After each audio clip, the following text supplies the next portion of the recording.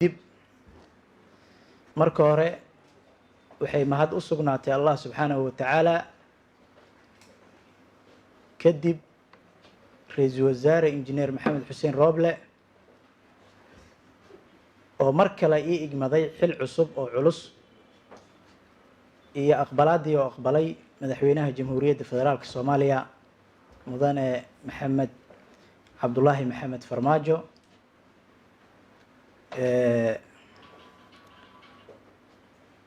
sidoo kale waxaan rabaa inaan u mahad celiyo ra-iisul wasaare ku-xigeenka iyo marti sharafta sanatarada iyo dhammaan inta ka soo qayb gashay xafladdan xil wareejinta ah mahad gaaraan u jeedinayaa.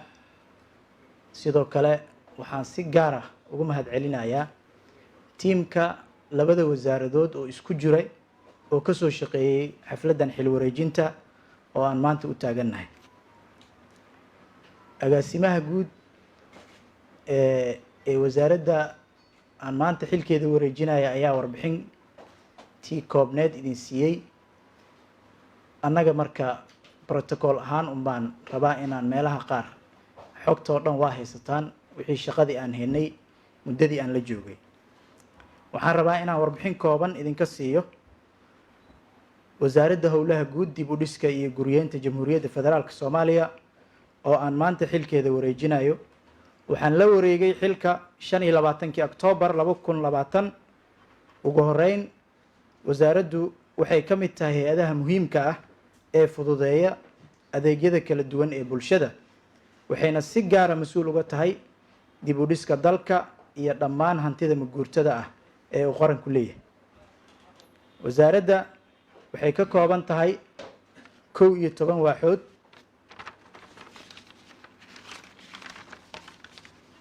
waxaana ka howlgala 107 shaqaale joogto ah, 44 shaqaale kumeel gaar ah oo xuquuq leh iyo 66 shaqaale kumeel gaar ah oo aan xuquuq lahayn. wasaaraddu waxaa hoos yimaada wakaaladda dhismaha Soomaaliyeed oo dib loo howlgeliyey. sidoo kale wakaaladda jidadka iyo wakaaladda hindisaha oo ayagana meel wanaagsan maraya dib u howlgelintooda. sidoo kale wasaaraddu waxaa hoos imaada kooxda caanka ah ee LLB Genyo. mudanayaal iyo marweyn, tan iyo markii 19 Oktoobar 2020 la ii soo magacaabay wasaaradda howlaha guud aana la wareegay xilka 25 Oktoobar 2020 waxaa aniga iyo tiimka wasaaradda muddadii sanadka iyo bisha ahayd inoo suuro gashay inaan dardar gelinno howlaha baaxadda leh ee looga fadhiyey wasaaradda maadaama dalka hadda uu u gudbay marxaladda dib u dhiska, loona baahan yahay in la horumarin lagu sameeyo dhammaan kaabayaasha dhaqaalaha, shuruucdii ku xirneed kaabayaasha dhaqaalaha iyo in dib loo dhiso xarumihii dowladda. markii aan ku soo biirayay wasaaradda, mashaariicda aan ugu imid oo shaqeynaya waxaa ka mid ah mashruuca Road Infrastructure Program RIP oo maalgelinayo Bangiga Afrika. sidoo kale waxaa jiray mashruuc kale oo ay dhahaan Somalia Urban Resilience Project SARIP 2 oo asagana uu maalgeliyo Banka Adduunka. kadib dadaalo isdaba joog ah iyo juhdi badan oo aan gelinay shaqada, waxaa inoo suuro gashay in wasaaraddu maanta ay ku soo biireen oo heer gabagaba ahna marayaan howlgali doonana sanadka cusub 3 mashruuc oo waaweyn oo kala ah Somali Horn of Africa Infrastructure Integration Program oo loo soo gaabiyo SHIP oo maalgelinaya Bangiga Adduunka lana filayo in la saxiixo bishan December. mashruuca la dhaho Kub iyo Kab oo asagana maalgeliyo Bangiga Afrika, Bangiga Horumarinta ee Afrika.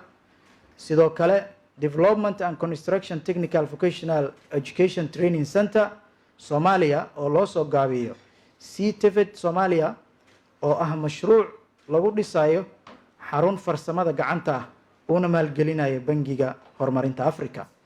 dhammaan mashaariicdaas waa dhammaadeen, waa gabagabo. waxaan rajaynayaa sanadka cusub in wasiirka iyo tiimkiisa ay si mugla uga howlgalaan dhammaantoodna waxay ka qayb qaadanayaan dib u dhiska dalka. intooda badan waa jidad. sidoo kale muddadii aan joogay aniga iyo tiimkayga waxyaabaha noo qabsoomay waxaa ka mid ah inaan tababaro siino dhammaan waaxyaha ugu muhiimsan wasaaradda, isla markaana shaqaalaha qaarna ay dalka dibaddiisa tababar aqoon kororsiga iyo isdhaafsi aqooneed ay u aadeen. inaan qabanay shirar muhiim ah oo looga arrinsanaya howlaha horumarinta kaabayaasha dhaqaalaha dalka, ayna ka wada qayb galeen dhammaan wasaaradaha howlaha guud ee maamul goboleedyada iyo gobolka banaadir. inaan ku biirnay hay-adda arag oo jaamacatul carab u qaabilsan tayo dhowrka. inaan ku guuleysanay furitaanka 2 xarumood ama unities hoos tago mashruuca Saarib 2 oo ka shaqeynaya dhammaan maamul goboleedyada. 2 magaalo ee ugu dambeysay oo aan ka hirgelinayna waa magaalada Beledweyne iyo Dhuusamareeb. inaan soo dhagax dhignay wadda laami ah oo 4 kilomitir ah magaalada Baydhabo, mashruuca Saarib 2 hoos tagta. sidoo kale isla markaana aan soo furnay daraasada iyo naqshada wadda dhirirkeedu yahay 167 kilomitir oo dhex marta maamulada Hirshabeelle, Galmudug iyo Puntland. waxaan hirgelinay engineering unit oo ku soo kordhay wasaaradda si loogu diiwaangeliyo dhammaan injineerada Soomaaliyeed. waxaan sidoo kale golaha wasiirada aan geenay siyaasadda iyo sharciga fasaxa dhismaha Soomaaliyeed oo uu golahu si buuxda noogu soo ansixiyey. sidoo kale waxaa hadda meel gabagaba ah maraya tubta lagu diyaarinayo siyaasadda qaran ee magaalooyinka. gabagabadii waxaan rabaa inaan u mahad celiyo wasiiradii ila soo shaqeeyey, wasiir dowlaha, wasiir ku-xigeenka, dhammaan agaasimayaasha, agaasimaha guud iyo waaxyaha kala duwan ee wasaaraddii aan muddada sanadka iyo bisha a joogay, oo ii muujiyey karti, wada shaqeyn iyo maxaa la dhahaa iyo howlkarnimo. waxaan rabaa sidoo kale inaan u mahad celiyo dhammaan tiimkii gobolada, wasaaradaha howlaha guud ee gobolada oo si dhow aan u wada shaqeyneynay oo aan isku xirneen, oo ayagana haddaysan sida ay inta kooban oo aan joogay wasaaradda aysan noola shaqeyn, aanan ka hirgeli lahayn mashaariicda iyo waxqabadka aan maanta sheegayno. waxaan u mahad celinayaa dhammaan inta ka soo qayb gashay, xildhibaanada, sanatarada, marti sharafta. waa sax meel shaqo ka socotaa la isku qaqabsadaa.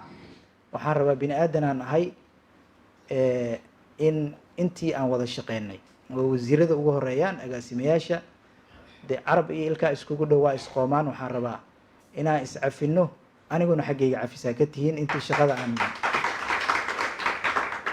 haddiiba ay jiraan. sidoo kale maadaama uun khudbada ay hal tahay, 2 wasaaradoodna ay maanta kala wareegayno, waxaan rabaa inaan sidoo kale wasaaradda cusub ee aan aaday ee xanaanada xoolaha, dhirta iyo daaqa, waa wasaarad aan ku cusbahay. tiimka jooga iyo agaasimayaashooda dhammaan waxaan ka rajaynayaa sidii tiimkan aan u wada shaqeynay inaan wada shaqeyn doono. waqtiga waa iska kooban yahay. maalinkan meeshaan imaanayay saasaan u sheegnay, doorashaa lagu jiray, ilaa haddana doorashaa lagu jiraa. waa sii kala dhowaanaysa.